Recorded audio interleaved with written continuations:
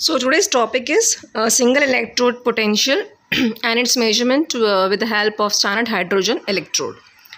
Standard hydrogen electrode के बारे में अगर आपको डिटेल में समझना है कि वो किस तरह से उसका कंस्ट्रक्शन है, उसका वर्किंग कैसा है, तो आप मेरा प्रीवियस लेक्चर देख सकते हैं मेरे चैनल पे। आज हम बात करेंगे कि कैसे एक इलेक्ट्रोड पोटेंशियल को कैलकुलेट करते हैं with the help of a standard hydrogen electrode. ठीक है, तो पहले हम बात करते हैं कि क्यों इम्पॉर्टेंट है to calculate single electrode potential. Now what is happening, हमें पता है कि हम कोई भी इलेक्ट्रोड का, ठीक है, सिंगल इलेक्ट्रोड का absolute value of the potential नहीं निकाल सकते हैं। क्यों? क्योंकि because it is impossible to have इधर ऑक्सीडेशन और रिडक्शन विदाउट द अदर। मतलब हमें दूसरा सेल चाहिए तभी वो सेल कंप्लीट होगा। एक तरफ ऑक्सीडेशन होगा, एक तरफ रिडक्शन होगा, और हमें ऑक्सीडेशन या रिडक्शन की वैल्यू है जो भी मिल सकती हैं, बट हमें एग्जैक्ट जो एब्सोल्यूट वैल्यू है पोटेंशियल की वो हमें एक सिंगल इलेक्ट्रोड की नहीं मिल सकती। Therefore, to obtain a commercial scale of relative potentials, what we are doing, the value of all the single electrode potentials is determined with respect to a you can say reference electrode. एक reference electrode लेके हम इसे calculate कर सकते हैं, और mostly normally जो reference electrode है वो use किया जाता है, that is hydrogen electrode, और you can say standard hydrogen electrode.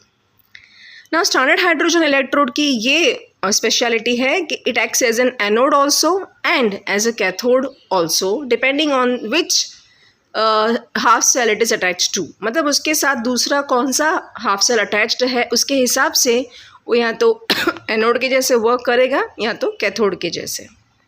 और आपको एक चीज़ और यहाँ पे याद रखनी है कि हम कंसिडर करते हैं कि स्टैंडर्ड हाइड्रोजन इलेक्ट्रोड जो है उसका reduction potential as well as उसका ऑक्सीडेशन पोटेंशियल हम असाइन कर देते हैं कि दैट इज़ ज़ीरो। ऑब्वियसली अगर हम उसको ज़ीरो असाइन करेंगे तभी हम बाकी सारे जो इलेक्ट्रोड पोटेंशियल्स हैं दूसरे हाफ सेल्स के उसको कैलकुलेट कर सकते हैं।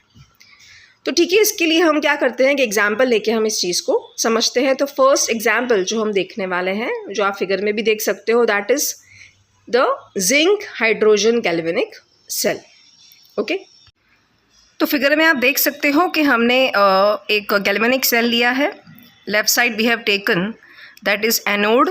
Anode is of what? Zinc rod dipped in 1 molar zinc sulphate solution, and on right side that is we are having cathode, and that is hydrogen electrode, standard hydrogen electrode, which is dipped in 1 molar HCl solution, and we have a salt bridge, okay, that is KCl and agar salt bridge, as you can see in the figure, for the movement of ions. Okay, and a potentiometer is there at the top to calculate the potential difference. Okay, now what is happening after the working of the cell? ये working of the cell अगर आपको detail में समझना है कि किस तरह से डेनियल सेल या गैल्वेनिक सेल वर्क करता है, तो आप मेरे प्रीवियस लेक्चर्स भी चेक कर सकते हैं।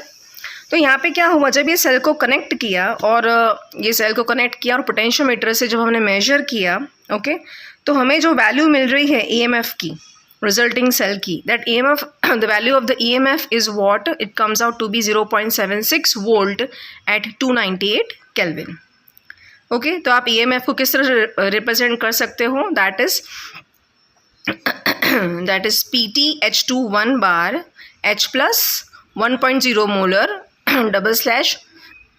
zinc plus 2 1.0 molar zinc is what? Now here it is minus 0.76 volt.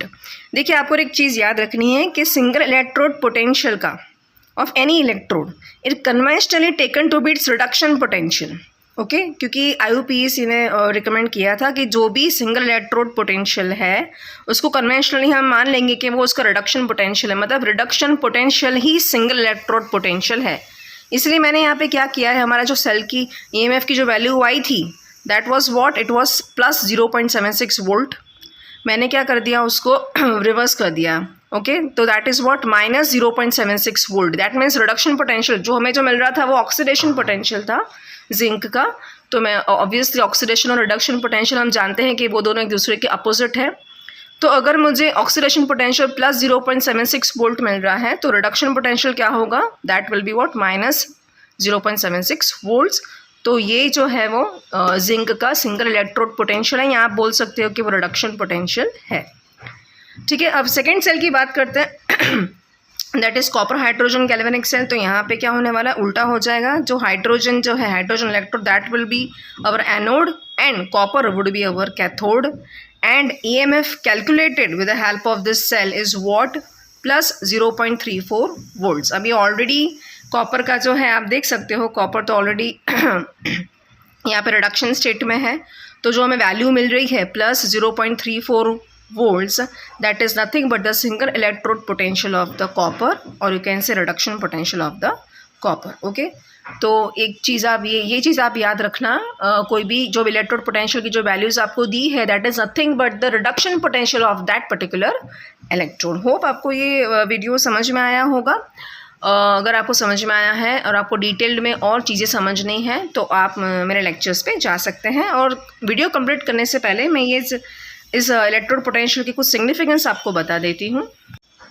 तो फर्स्ट पॉइंट ये है, the positive value of single electrode potential indicates that given electrode is more positive than SHE। अगर आपका जो answer है single electrode potential का वो positive आ रहा है, जिसका मतलब ये है कि जो आपका इलेक्ट्रोड है given electrode that is more positive than SHE।